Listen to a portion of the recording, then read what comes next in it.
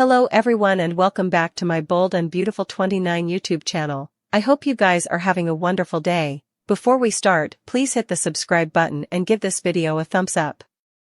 At Forrester, Steffi declares to her parents that Hope is done. Ridge asks if it could be a misreading. Steffi asks, a misreading? I just walked in on her in lingerie on top of my hubby. She saw it with her own eyes. It's so crazy. Sure fired her, and she's really going to need her father's support. Steffi's sick of this. The Logans have attacked their family for times. She can no longer work with Hope, it's either her or me. In the design office, Hope is pacing when Katie walks by and asks if she's alright. Hope says, not really. Katie asks what happened. Hope says Steffi fired her. Katie declares this to be ridiculous. She's sure this wouldn't stand. Hope's not so sure. Katie insists that once Ridge hears about this it'll each be sorted, everything's going to be okay.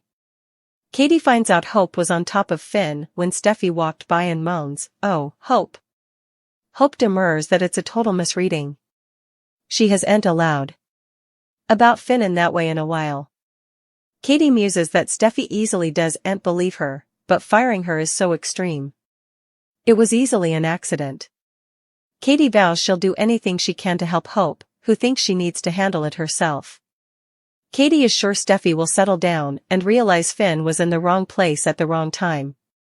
They clinch. Katie has a lunch to get to, and tells Hope she loves her as she leaves. At a cafe, Carter thanks Eric for meeting with him. Eric gathers this is about his ideas for Forrester Creations. He gave him a lot to suppose about. Eric thinks it's a daunting dream. Carter insists they're completely able of executing his plan. He just hopes he knows how married he's to Forrester. They establish their collective respect. Eric also tells Carter that his plan for the company is intimidating. Carter concedes that change can be delicate, but he's certain it's what Forrester needs. Carter tells Eric he has his eye on several low-threat companies that would be a good fit. Eric says none of this feels low-threat to him. Carter chuckles and Eric questions where they'd get the plutocrat. They'd have to take out loans, wouldn't they? Carter says yes. Eric stands. His company has no way been in debt a day in its life. You want to risk all of that. You want to risk Forrester's whole character and everything we've fulfilled, just to make some further plutocrat? He thinks all of this loses sight of what Forrester Creations really is. In the main office, Ridge gets that Steffi is frustrated. Taylor says this goes beyond frustration. This is inferior jest. That reminds her of Brooke, and has to have consequences. She's saying it's fully inferior as Hope walks in. Steffi tells her they're done with her defenses. Hope insists it's an innocent misreading. She didn't know Finn was going to be their moment.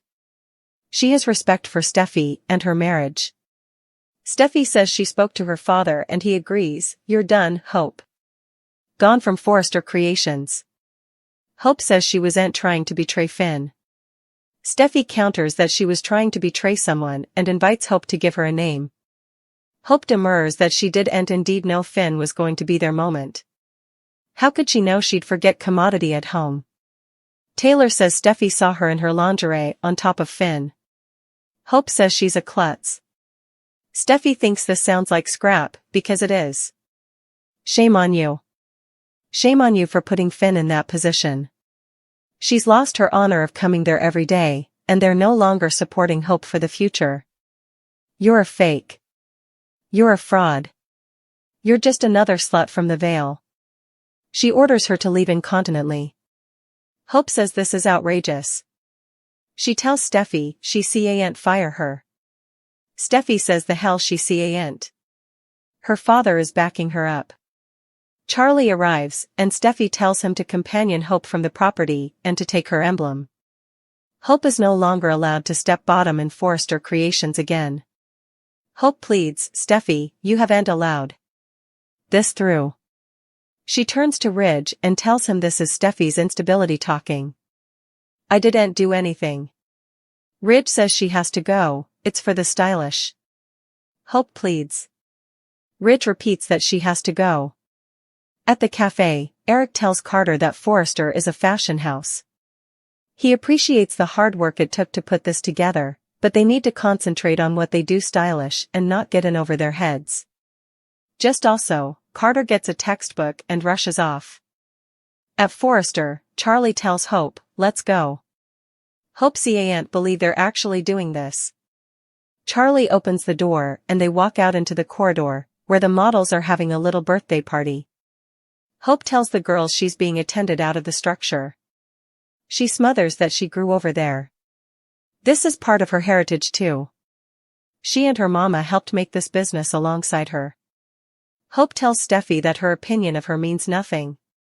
"I'm a Logan, and I'm proud to be a Logan, and that's commodity that indeed your cherished grandmother Stephanie accepted in the end." Or have you forgotten? Ridge tells Hope it's time to go. The models brood as Charlie walks Hope to the elevator. Ridge and Steffi watch her progeny in. Steffi says, "Goodbye, Hope." The door's near. Ridge tells the models to get back to work. Taylor says that was hard to watch, but it had to be done. Steffi says Hope gave them no choice. She thanks her pater for supporting her. Outside, Hope is relieved when Carter pulls up. She cries, "Steffi fired me. She ended my line. No bone stopped her. They said I had to leave the structure. Can you please just get me out of then?" Carter says he's got her. "It's going to be okay, alright?" She nods. Suddenly, they're kissing. Carter looks up at the Forrester Creations totem and smothers, "You're not getting down with this." Steffi Forrester's decision to cut Hope Logan loose from Forrester Creations will shoot shockwaves. Of course, this is all passing because of a misreading that Carter Walton will probably clear up. That whole script with John Finnegan and the dummy office temptation seems like a setup for Carter to ride to the deliverance. Still, that doesn't mean Hope will get to keep her job. Steffi might stand her ground on firing Hope anyway, or at least contend she'll have to find commodity to do besides hope for the future. B&B suckers know Hope's line is failing and has been for a while now, so Steffi may stick to the plan to get relief of it, indeed after the verity comes out. It's not like Steffi's going to authorize of Hope and Carter's hush-hush love anyway.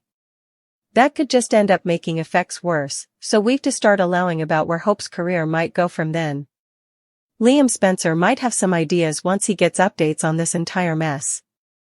What if Liam addresses Bill Spencer into bringing Hope on board at Spencer Publications?